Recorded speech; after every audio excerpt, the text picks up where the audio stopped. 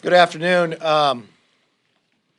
With me today I have Ranking Member Mr. Boss, Mr. McCaul, and Mr. Rogers. Also with me are veterans who served in Afghanistan, Mr. Banks, Mr. Waltz, Mr. Mast, Mr. Green, and our newest member to Congress, Jake Elsey. We have all just left the briefing. It is a classified briefing. Cannot talk about what was said inside, but I'll tell you this. I'm less confident after leaving that briefing. There's no possible way that we can get every American that's still in Afghanistan out in the next 7 days. We are just 3 weeks away from the 20th anniversary of 9/11. At no time should America ever bend or allow the Taliban to tell us when we have to stop bringing Americans out. We should stay until every single American is able to get out of Afghanistan. And we should use every recourse possible to make that happen. And we should not negotiate it. We should explain that this is what is going to happen, and anybody in our way to stop us from bringing an American out will be in danger. I have a number of members that are here. Unfortunately, much like our other briefings, it was cut off short. There are members still in line and veterans who wish to ask questions. The Democrats felt that we could only have the 90 minutes, no other time. As I watch other countries and our allies across this world bring their bodies back together of government to work on how to bring their citizens home, the Democrats bring us back to spend trillions of dollars. They fight because they can't bring a rule up. They spend their time on phones trying to twist arms to get people to vote, whereas they should drop that. And our entire focus, Republican, Democrat, Independent alike, should be nothing else than bringing our Americans home. We shouldn't work on other items, and especially the spending of trillions of dollars. That should be our only focus. We shouldn't cut off our briefing with the administration because they have to get back to vote on their rule. This is what we should be voting on. If I look to the UK, they brought their parliament back to work on bringing their citizens home. We should be doing the exact same. I know the effects that it's having on those who are there, those who are back home, and those who are served. For every single individual, from every Gold Star family, from every veteran, I want to thank you for your service and your sacrifice. You did exactly what was asked upon you. With that, I'd like to call up our ranking member of veterans, Mr. Bost. Thank you, Leader. You know, more than 2,000 American heroes have given their life in Afghanistan since 2001. We must never forget their sacrifice and the sacrifice that their families made as well. One of the scariest days of my life was the day that I watched my son leave this United States and move into a war zone. I'll never stop being grateful that he made it home safely and that so many of his fellow servicemen made it home as well, including those who did deploy into Afghanistan. But after 2 decades, they did make the world safer. And they are still trying to make the world safer, and they're trying to take care. Each one of them are reaching out to our offices to try to identify Afghans, people that worked with them, to try to get them back home. So they're not stopping sacrificing today. They're still trying to serve. Unfortunately, the Biden administration has let them down. They're watching the country that they had to fight in and the people that they fought alongside be left in chaos. My plea to you at this today is check with the veterans you know to make sure they're doing okay. Talk to them. The concern that they're feeling and the uptick that we're seeing in the calls to the hotlines for those veterans and what they're feeling has increased tremendously. Make sure that you check on them. And if you're a veteran, a service member who served in Afghanistan and you're feeling this, reach out to this Veteran Crisis Hotline, which is available, and I want to give you that hotline number right now. It's a confidential call. It's 1-800-273-8255, or you can text 838-255. Once again, it's called 1-800-273-8255 or text 838-255. Now, know this, to each of the veterans that are listening out there, you're not alone. You didn't fight in vain. You did a great service for this nation, and we know you continue to serve in your communities. And with that, I yield back. And I want to introduce Ranking Member McCaul. No, thank you, Ranking Member Boston. I agree. Today's the day to say thank you to our veterans. They're hurting. They're in a bad place. They wonder, was it worth it? And as they see the Taliban take over, it raises a lot of questions. We just got to have a classified briefing with the Secretary of State Defense, Chairman of Joint Chiefs, the DNI, so all the key components. And as the leader said, we left with more questions than we did with answers. My understanding is the President just announced a firm withdrawal date of August 31st. I can tell you there's no way we can humanly get all of our American citizens and Afghan partners out of country by that time. I've called this consistently an unmitigated disaster of epic proportions.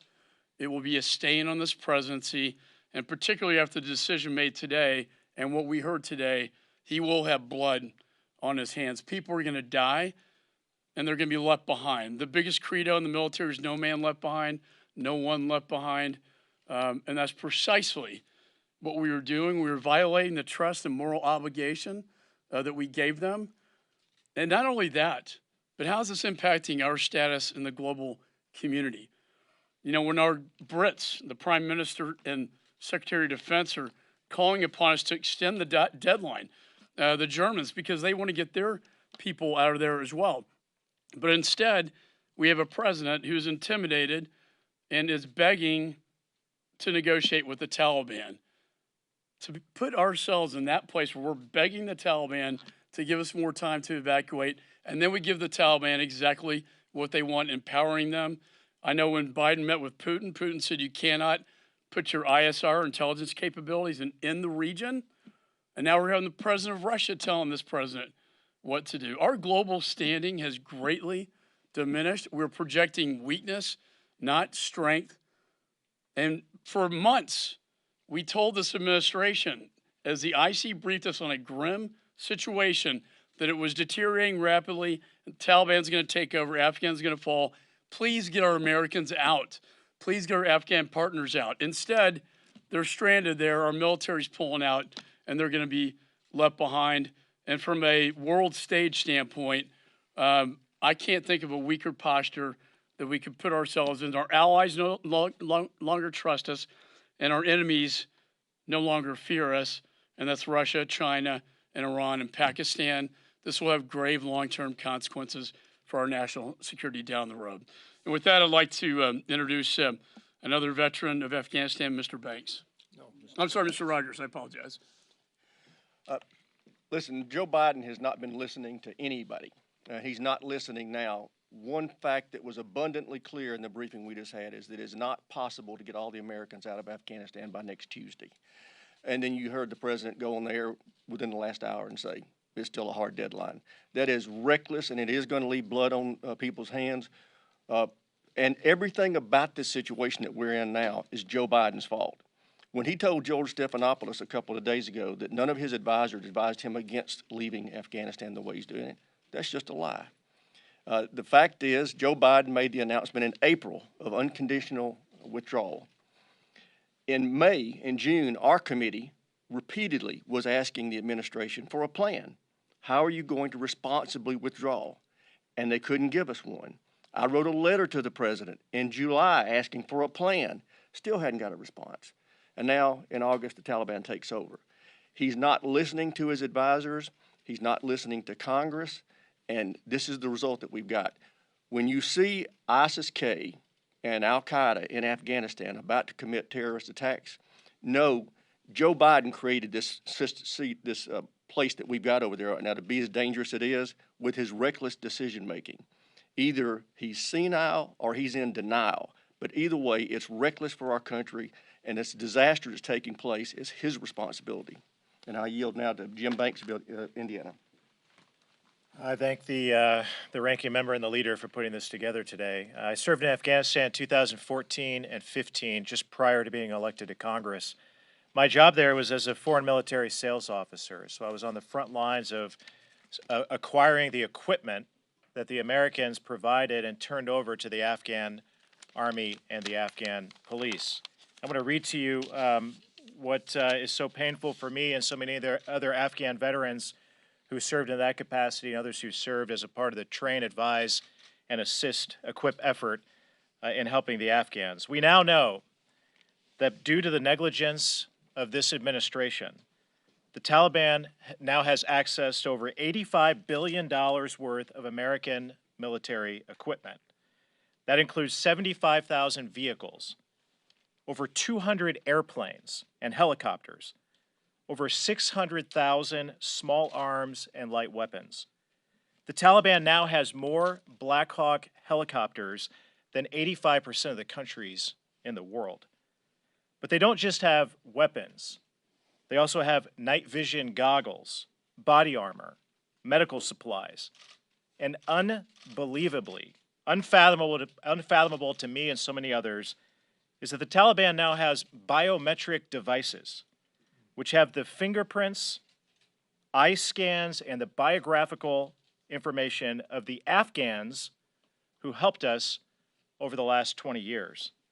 And here's what we just learned again in the briefing that we just walked out of, is this administration still has no plan to get this military equipment or these supplies back. Instead, it's all fallen into the hands of the Taliban. There's still no plan to account for what has happened to these weapons. I can tell you with Ranking Member Rogers behind me that HASC Republicans will fight next week when we go through the National Defense Authorization markup to fight for a plan. If this administration, the Democrats aren't going to do it, we will do it. We will demand a plan to account for all of this military equipment. But here's what I'm concerned about even more than the Taliban acquiring these weapons.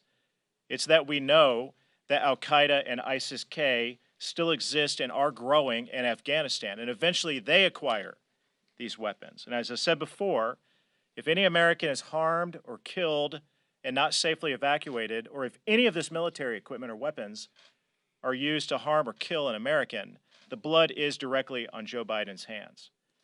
What's also painfully clear from the briefing that we just walked out of is that behind closed doors, the Biden team tells us one thing. They admit mistakes. They know this is a dangerous situation going on in Afghanistan. And President Biden tells us something different. He tells us that everything's okay, that it's under control. So either Joe Biden is lying to us or he's not in touch with the team that just briefed us in the room. And that's a shame as well. So with that, I yield to Representative Waltz from Florida, a fellow Afghanistan veteran. Mike Waltz from Florida. I've served multiple tours in Afghanistan as a Green Beret on the ground. And this is deeply personal to so many of us. I personally have helped my Afghan interpreters get back to the United States. They're thriving now as American citizens, but their families are being hunted down as we speak. I've also had one that fought with us. His name was Little Spartacus. He was such a fighter. He was intercepted at a Taliban checkpoint with the very American documentation that he needed to get out of here. They didn't just kill him. They took him home to his village and beheaded his brothers and cousins in front of him before then beheading him. I've seen school principals run out of town and murdered after they were hunted down. Their crime, teaching girls, and then the girls' school was burnt down. The Taliban have not changed. And what is clear from the briefings, what has been clear from the months of briefings that our committee has received on the Armed Services Committee, is that a Taliban takeover equals Al-Qaeda 3.0. And one thing that Joe Biden either won't admit or doesn't understand is that what happens in Afghanistan doesn't stay in Afghanistan. It spreads like a cancer. It will follow us home. And many of us have been very clear about that danger across multiple administrations. This isn't about politics. This is about the fact that America now is less safe. Here's why we're in even a worse position than we were in 2001. Because now we have no bases in the region. One thing that's clear from the briefings, and we've been asking for months, is not a single country surrounding Afghanistan, not one, has agreed to allow U.S. forces to base there, to allow our intelligence, our drones, and other things we need to understand what's going on to base there, much less to allow lethal strikes to keep a lid on Al-Qaeda and ISIS and others. And the intelligence community has been very clear. They have the will and the intent to hit us again. So as we head into the 20th anniversary of 9/11, we now face a prospect of our soldiers having to go back in. Now they have, the Taliban is much more heavily armed. Our local allies have been hunted down. There is no Northern Alliance. There are very small elements left, still willing to resist. And I can tell you we're going to lead that effort from Congress, because the administration won't lead to continue the fight and to continue to keep America safe. This is a disaster on historic proportions, and there needs to be accountability, and that accountability, sadly, is going to come from right here. With that, I yield and I hand off to my fellow veteran, brother in arms, Brian Mast. Thank you, brother. Absolutely. Brian Mast was injured in Afghanistan September 19th, 2010. Had countless friends killed in action to my left and right. Recovered alongside hundreds more. Had the honor of serving alongside hundreds of thousands that put on the uniform. I have two brief things to say. One of them is a message to our veterans, and one of them is a request for you, the media, and all Americans, really. This is not a walk and chew gum situation where we go out there and with half of our effort work to get Americans home, and with the other half work on things that are peripheral to that or have nothing to do with that. You as the media can pressure this place. When something's going on here, like working on a bill that has to do with altering voting or infrastructure, you need to ask the question, what the hell are you doing? Get our Americans home. When somebody starts working on something other than getting our Americans home here, say, what the hell are you doing? Work on the rules of engagement for those Marines and Rangers on the ground to make sure that they have everything that they need in place to get the job done and to get home. When somebody's asking some other question here, working on something else in the Rules Committee or something else, say, what the hell are you doing? Did every American get home yet? Did you get all of those SIVs taken care of? When somebody's working on something else, say, what the hell are you doing? 435 of you need to be helping the State Department with every asset within your staff to help them process those SIVs. Get every American to pressure the people in Washington, D.C. here to get every American and every person that helped Americans back here safe out of the hostage hands of the Taliban. That's an active role that you can play. The administration will listen to you. They'll probably listen to you more than anybody else. If we know one thing, it's they're most concerned with optics. And that's probably what's putting more people in danger than anything else. The optics of why they wanted to get out so soon. The optics of why they're not calling this a combat mission. You can help to create the pressure to get people back home. My message for veterans is this. And I spoke about it with my friend Jim Baird earlier, who lost an arm in Vietnam. It wasn't Jim Baird's fault that they lost Vietnam. It was the fault of those in Pennsylvania Avenue. It wasn't the fault of those that trudged over the mountains in Afghanistan, that were in the firefights, that were kicking in doors, that were going through those fields of improvised explosive devices, that Afghanistan is lost. It is the fault of those at Pennsylvania Avenue. I yield to Mr. Green. Mark Green, Tennessee 7, it's also very personal to me as well. I served in the 160th Special Operations Aviation Regiment early during the war. I was there when Pat Tillman was killed. I vividly remember his flag-draped coffin being brought out to the airfield through a cordon of our nation's Tier 1. I mean, these are the hardest guys in the United States military, toughest, most elite. This flag-draped coffin goes through and there's not a dry eye.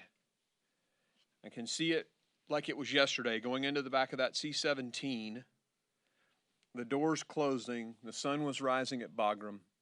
It is imprinted in my brain forever. Like so many other faces and names just like Pat's.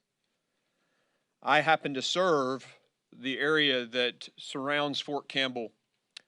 About 85% of the people who live at Fort Campbell are in my district. When I go to the Publix, I have to look into the eyes of children who are Gold Star children. This is deeply personal for me. I want to tell those veterans, as has been echoed here before, your service was completely and incredibly valuable to this country. For 20 years, you protected our nation from a terrorist attack. That has value. And the friends that we lost, their sacrifice has value. If you're struggling, rebootrecovery.com. We've talked to many of you, but if you are having a hard time, rebootrecovery.com. I just want to make a point about this disconnect between the president and the truth. He's continually saying things that are completely different than what his own people say. For example, no one thought it was a bad idea to withdraw like this, as has already been mentioned, when we know that people and his senior staff have said we shouldn't withdraw. Things like the Afghan people don't want to leave, yet there were tens of thousands of applications already in process. And I think the thing that really angers me the most is that the Afghan military did not want to fight. That is absolutely incorrect. I served with those men and women. I took care of them when they were wounded on the battlefield. Afghan Special Forces in my hands, bleeding.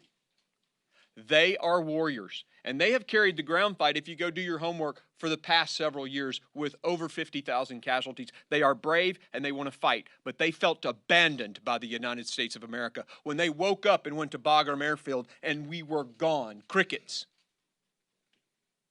When you withdraw like that, you take the heart of fight out of them, and of course, their fear of a ruthless, beheading Taliban, they blended in. This is a tragedy that is on Joe Biden. But I want to say one more thing before I step down and hand it over to Jake. Your credibility is at stake too. Remember when President Trump made the comment, or it was a speech to NATO, and he left out Article 5, and you guys went crazy. Oh, he doesn't support NATO. This president has been asked to stay in Afghanistan, to support our NATO allies who came to that country on our behalf because we were attacked. And he has said, no, we're getting out by the 31st, regardless of what you think. Now say something about that in the press for your own credibility. I yield to Mr. Elsley. Thank you, Mr. Green. My name is Jake Elsley, Texas 6, the newest member of this caucus. This is a 20-year Navy veteran, flying helicopters and jets off aircraft carriers. 2001, we started the war off the USS Enterprise, flying Tomcats, night strikes on Tora Bora before anybody knew what Tora Bora was. I toured again in 2009 and 10 as commanding officer of a fighter squadron, flying into Afghanistan yet again. And then again when I retired in 2012, in 2013 and 14, I deployed as a contractor flying ISR aircraft out of Bagram Air Base. For all of us, this is not politics. Nobody wants to be standing up in front of you talking about this. This is a failure. We want to be talking about other things, but this is personal, and it's about Americans, not politics. I'd like to point out that 2,443 American souls have given their lives for their country and for the betterment of another one since this conflict began, nearly 20 years ago. Since 9/11, 30,000 of our brothers and sisters in arms have taken their own lives, eternally wounded by that which they witnessed and experienced in Afghanistan. They will never be forgotten. Long after this failure will be talked about, their memory lives on, and it wasn't in vain. They did their jobs. What we have now is September 10, 2001 in Afghanistan. They completely own the country again, only now they're one of the best armed militaries in the world with our equipment. That should worry everybody going forward, the surrounding countries and our allies. But it's a simple fact. So the question we have is, as we talk about how many people we're going to get out of this country in the next week, when we know we don't have 50% of them gone in the last week, how did we get here? Who made the decision to use Hamid Karzai International in Bagram, in Kabul instead of Bagram? You've got a one-runway airport in Kabul and a two-runway airport 30 miles to the north that's easily protected and always has been protected by American military with at least twice the capacity and heavy lift capability to get our equipment out and our people out. Who made that decision and who was in charge of it? As an analogy, it would be much like the military deciding we're going to evacuate Washington, D.C. out of Reagan instead of Andrews. Does that put that in perspective? This is a massive failure that we don't understand, and nobody's talking about how that happened. But it's just one of many failures that have occurred. Now, the August 31 deadline, we're talking about a military mission here. Nobody can put a date on the accomplishment or the completion of a successful military mission. There's no arbitrary date. The mission is complete when the mission is complete. And if the Taliban harms a hair on an American's head, all those aircraft and those aircraft carriers, those AC-130s, we will rain hellfire down on you until all Americans are out. And that's what this administration needs to be saying. This mission is complete when it's complete and not a day before. Thank you for your time, Leader McCarthy. I want to thank all of them who have served up here. You realize that it's personal, but it's personal to thousands of Americans out there. It's extremely personal to the Gold Star families. There's no one in the world outside of Joe Biden who thinks we can get everybody out by August 31st. If there's anything this body of Congress should do, it's pass a resolution exactly saying that. Do not pick the date. Pick the mission that every single American gets out of Afghanistan, and that can determine the date when it's done. And use whatever means possible to make that happen. We are America. We have a force that can get it done. We just need a president that'll give the authority to make it happen. Any time wasted in Congress on any other topic is exactly that, a waste. We've only been allotted 90 minutes to have this discussion, but we spent an entire night. The leadership of the Democrats spent their entire day, yesterday and today, trying to twist arms to get people to vote for trillions of dollars, not twisting one arm to make sure you get Americans out. I think they spend a little time listening to this country. They'll know what their work should be done. With that, we'll open it up for questions. Yes, ma'am. Mr. Leader, thanks so much. You just said there is no way possible to complete this withdrawal within 7 days. Why don't you think it's possible? And what is your message to the president if he sticks with this timetable? The reason why there's no way possible, look at the number that we have there. They will not even provide the official number, the amount that we have been able to get out there. And personally, to the number of members here, Mark Green just yesterday working, getting individuals out. Reports that they're having to go to another country inside officials inside Kabul. I raised that to the president as well. Even from our own reporting from those who are in charge will tell you they can't get the job done in that short amount of time. No one understands or believes that they can get out by the 31st. And to allow the Taliban to dictate to America when we depart and that we have to leave Americans there, no American should be held hostage and no American should be left. And if it's very clear from this conference that we will spend our time on the floor only focused on this, until every American's out, we should not be working on anything else. Yes. I want to ask if you believe the previously negotiated May 1st date for withdrawal, whether you believe that would have worked out better than what we're seeing today, and if so, why? And secondly, if I may, do you intend to whip your caucus to vote against the infrastructure bill? Well, first of all, I don't think the infrastructure bill should come up. I don't think any other business should come up. We should be spending our time on this right here. And looking at the past, speaking to Mr. Pompeo, speaking to the former president, I know this would have not have taken place. To listen to the administration today say that they had planned for every scenario. Would you have planned for this? To watch the president get asked the question, was there any mistakes? Would you do anything different? No. Why would you continue with this plan of failure? Knowing for myself, by being a Gang of 8, knowing what the intel was ahead of time, you knew that this was an option, that it would fall this fast. You watch. Why not after the first city? Why not after the Taliban broke the agreement they had before? Why didn't you come back with force? Why would you leave and take the military out and leave the citizens there? Why would you leave in the middle of the night the base and not tell our allies? Our allies went there to protect us because of 9/11, because of the respect they have for America. Our own allies today that have risked their lives and their citizenry are asking us to stay longer. I will tell them we hear them and we believe we should.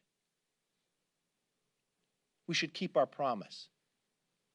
What is happening today won't go away in a week. It will be decades. The idea where you heard Jim Banks talk about the weaponry that they have, that it is reported that the Taliban now has more Black Hawk helicopters than Australia. Someone would say, oh, they can't fly them. If they can learn, or they can sell them to Iran or China or others. If you think Afghanistan is far away, remember what happened 20 years ago. If you think Afghanistan is far away, understand what's happened to our borders today. It is publicly reported, yes, we've caught people on the terrorist watch list, and they didn't come from Central America. The report is from Yemen. You just had 5,000 prisoners released. They know how to come here. They have a mission on their hands. So not only should we make sure every American is taken out of Afghanistan, we should secure our borders, and we should do it today. Yes, ma'am. Projected confidence that you're going to take back the majority next election cycle. If Republicans do win, will you be examining this? Will it be investigated?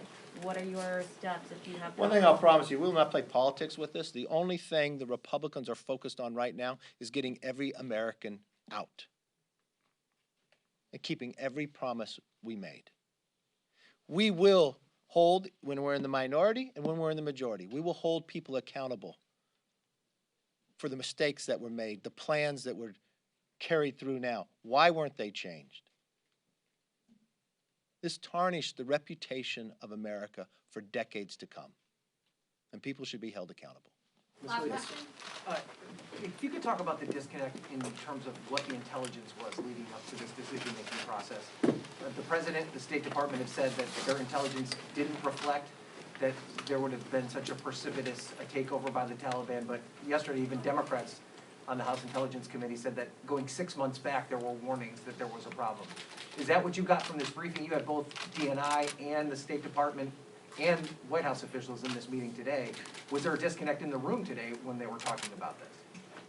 I would leave you simply to President Biden's press conference in July, what he told the American public. And no, they'd be able to fight. There's no chance of it collapsing. I happen to be the member of the Gang of 8. I've had intel briefings. I never believed what he was saying there was the briefings that I was requiring. You have the ranking member of Armed Services, Mr. Rogers. Been briefed in a different manner that he's publicly said. Either Joe Biden made a different decision based upon the briefing that he was given, and this is another thing of why we need accountability. What information has been provided to this president? When the president just a few days ago told the American public there was no Al-Qaeda, just less than an hour later, he was contradicted by his own administration to our conference. When he told the American public that he has no report of Americans having problems getting to the airport in Kabul, we had our own reports that that was different. In less than an hour, we were told, no, Americans shouldn't go, they were being beaten. So when the president says that the 31st is a deadline, I wonder if he's making that same decision process of why he wanted out to try to make a date of a 20th anniversary. We want to be very clear with him. Don't pick the date, solve the problem. Make sure every American is out. Then that will be the date we depart. Thank you.